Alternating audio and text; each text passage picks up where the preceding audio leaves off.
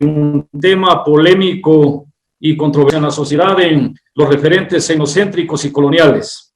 Estas visiones se reflejan en los pronunciamientos de las diferentes personas y personalidades quienes confunden la administración de justicia indígena con el linchamiento y sus ajustes, un criterio completamente equivocado. Todo ello lleva a verificar que la deslegitimación de la justicia indígena no es un problema jurídico de conocimiento constitucional, sino un problema político y económico por falta de comprensión de la naturaleza del Estado plurinacional que combate el neocolonialismo y el extractivismo, implementando a lo largo de la colonia. El órgano de control constitucional debe, por ley, hacer respetar los derechos constitucionales, llegando a un diálogo de convivencia, visiones y saberes a través de una interpretación intercultural de los derechos humanos. Es importante hacer notar que en sociedades multiculturales y multiétnicas, como es el caso del Ecuador, se ha construido diversos derechos jurídicos como lo tiene establecido la Constitución de la República del Ecuador y sus leyes. Un elemento importante que no tenemos que perderlo de vista, y como sociedad que en esencia es un espacio dinámico, esos órdenes jurídicos que existen como expresión, así como los derechos de las comunidades, pueblos y nacionalidades, se articulan entre sí y no existe influencia de ninguna otra ley sobre la que ya está prescrita en todo un capítulo de la Constitución. Entonces, con esto lo que quiero afianzar es que la administración de justicia tiene su legitimidad constituida en el marco constitucional. El pasado histórico de las prácticas ancestrales conlleva también un amplio estudio sobre ello, específicamente a un gran debate de qué es la justicia indígena, por muchos y equivocadamente muy cuestionada. Esta práctica de justicia indígena, plurinacionalidad e interculturalidad viene desde el inicio del periodo incásico y fue con el afán de corregir y hacer entender a su población que se debe seguir al pie de la letra cada una de las obligaciones, normas y reglas que en el imperio incásico se implementaban. Es obvio reconocer que con el pasar del tiempo y la conquista española, las prácticas indígenas fueron minimizadas de manera considerable, dejando a esta población totalmente dependiente del poder español. La investigación parte del postulado de que la justicia indígena es una dimensión cultural, jurídica y política, de un proceso político, valga la redundancia, pero también social, mucho más amplio y complejo como lo es el Estado plurinacional del cual somos parte.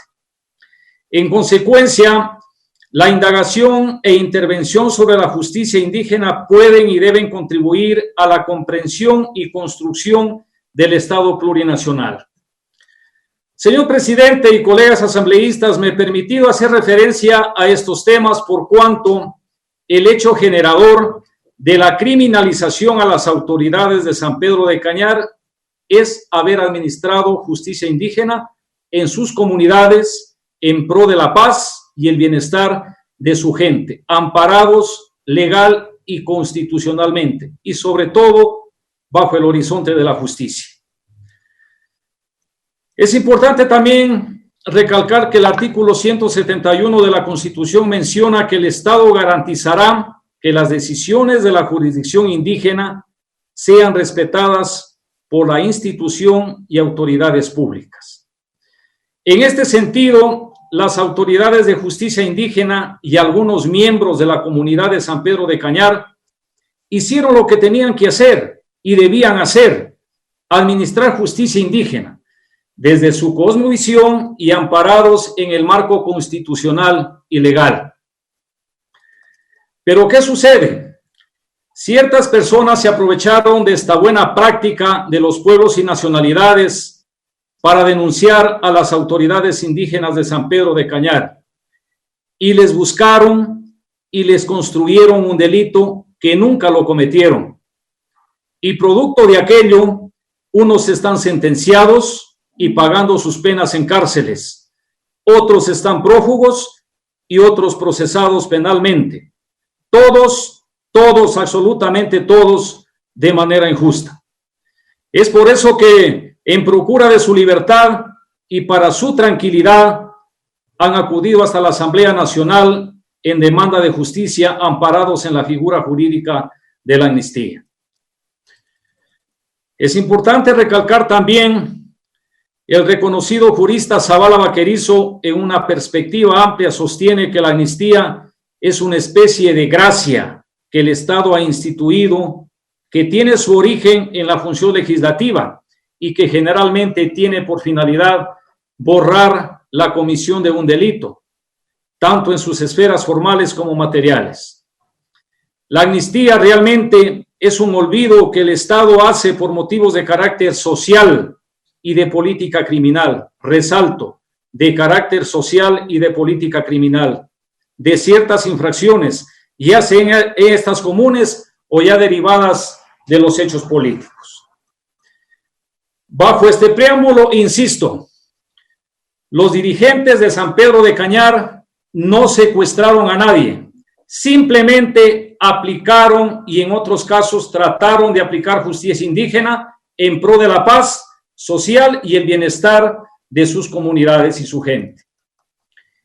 Hicieron lo que muchos esperan o seguimos esperando de la justicia ordinaria, pero sin embargo fueron objeto de persecución por parte de la justicia ordinaria en contubernio con abogados inescrupulosos que hasta llegaron a extorsionar a las familias y a las autoridades de San Pedro de Cañar, pidiéndoles significativas cantidades de dinero a cambio de su libertad y a cambio de abandonar la acción penal. Pero como no tuvieron el dinero para pagar, unos están con sentencias y privados de la libertad, otros prófugos y otros con procesos penales instaurados.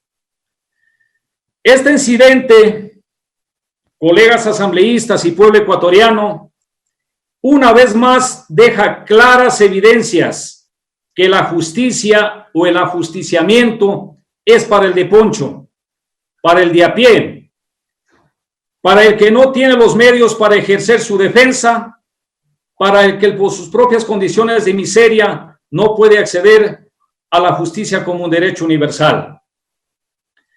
Y es una razón más también para decir que las cárceles en esa línea, las cárceles del país están llenas de miseria, de pobreza y en condiciones deplorables, y muy alejadas de la tan pregonada rehabilitación. Muchas personas están injustamente privadas de la libertad, y eso a nadie debe caberle duda, pueblo ecuatoriano. Pero también existen delincuentes que deben estar pagando una condena, y como bien dijo un colega asambleísta que me antecedió en la palabra, a él le calzaría el uniforme o el tomate o el uniforme naranja.